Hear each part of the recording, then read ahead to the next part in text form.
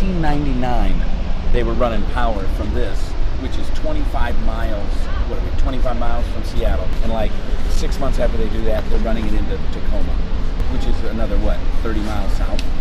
That is crazy.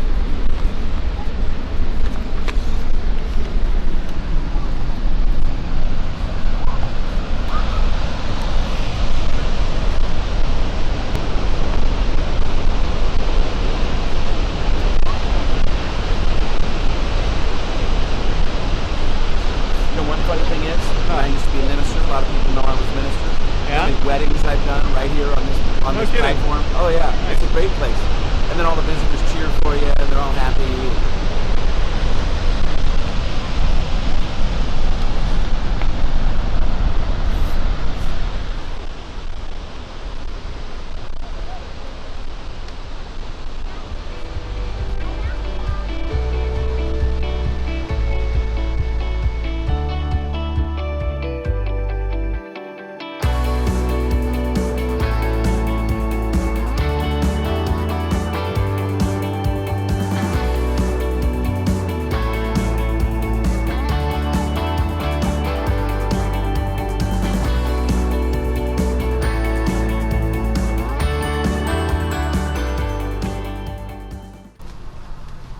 It's like cribs.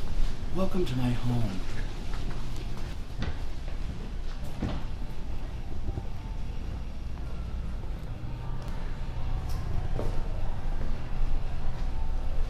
Sounds good in here.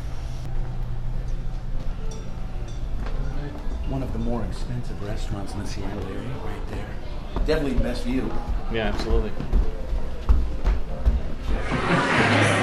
Oh, there's proof of valid. Have you had the chicken pot pie? Yeah, that was good. Grilled cheese sandwich.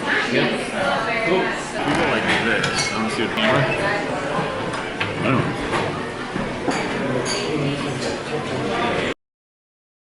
So I gotta adjust that a bit. Alright, cool. You know what's amazing to me? Seriously, 1899. Right before that, Charles Baker, he borrows the money from his dad. He buys all this like all around Snoqualmie Falls. 1899. Yeah, before that, so 1897. Yeah. Then he decides to start the power plant, and in 1899 they wire it 25 miles into Seattle. Mm-hmm. No big highways, no nothing. How do you get 25 miles of wire in there? Then 6 months later they wire it down to Tacoma. Right. You think about innovation and how everything starts with these big ideas. I'm gonna have the chicken pot pie, and I'll have that Lucille IPA. I'll get the house red wine. Red? Yeah, thank you. Thank you guys. Like how everything starts with this idea, right? And then somebody says, well, that's wrong. Or they say, we could do it better. Or they say, here's this brand new idea. Let's see if Siri works. Siri? How many Whole Foods are there in America? Food stores are there in America? Omaha is the capital of Nebraska. Actually, it's not. Lincoln is. Oh, these are nice. Yeah. So this is a little restaurant above the Snoqualmie Falls, Right. Well, the Salish Lodge restaurant. I always call it the Snoqualmie Falls Lodge restaurant. Whenever it got bought, early 90s, the Salish tribe bought it. You know, This town, Snoqualmie, was still warehouser town. I mean, yeah, at least. Yeah. I had friends that made tons of money in the summers doing what was called setting chokers. Do you know what setting chokers is? no. It's an extremely dangerous job. They'll fall the tree falls down, and they run out with these wires, and they wrap it around and set the choker, and then that's what draws the thing. And so you got to get it on there and get away from it before that tree starts going. Wow. It's a dangerous job, but I had tons of my friends from high school that made lots of money setting chokers. What kind of wine did you get? This is the house red. I think it's a blend. I don't drink beer much. When I do, I drink IPA. It's about the only beer I like. Now I have that. That's delicious. You have this? You guys, are you doing okay for now? This is like 6 It's party too. Look at this. Look how big that pot pie is. I don't want it to fall out. Big cow pot pie. Exactly. We'll cut that out. So far, we're eating in every show. I know. That's fine. Hi, here's a muffin. For day 1, muffins. Day 2, breakfast sandwiches. Day 3, toasted cheese sandwiches.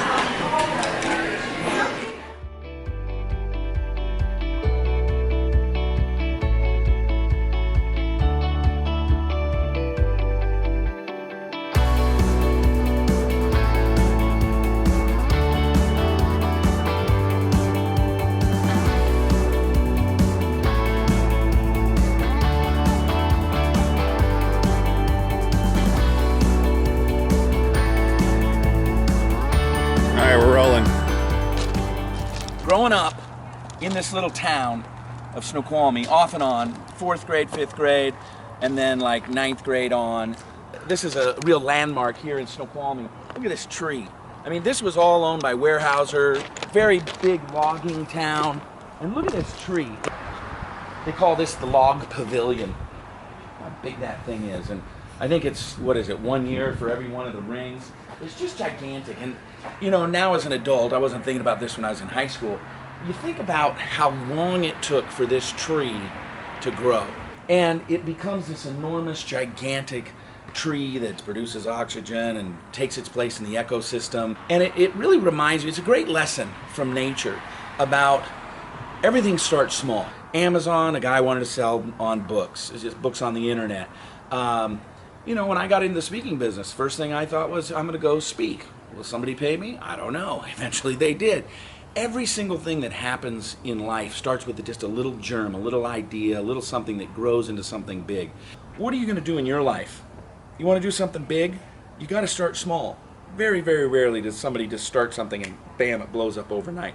Most of the time, you got to start small, and it requires persistence. Think about the winds and the winters and the weather that this thing had to go through as a little tiny tree in order to become this big, gigantic tree. And now it's been laying here. I don't know how long this thing's been laying here. 40 years, 50 years, maybe 60 or 70. It was here when I was growing up. But that's a great lesson, persistence.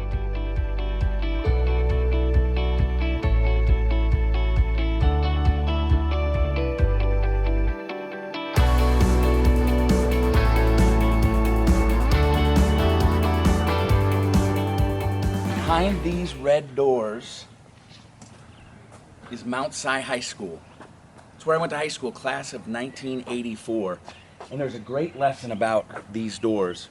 See, when I used to operate behind these doors, I was kind of a troublemaker. I graduated, as Zig Ziglar would say, in the half of the class that made the top half possible.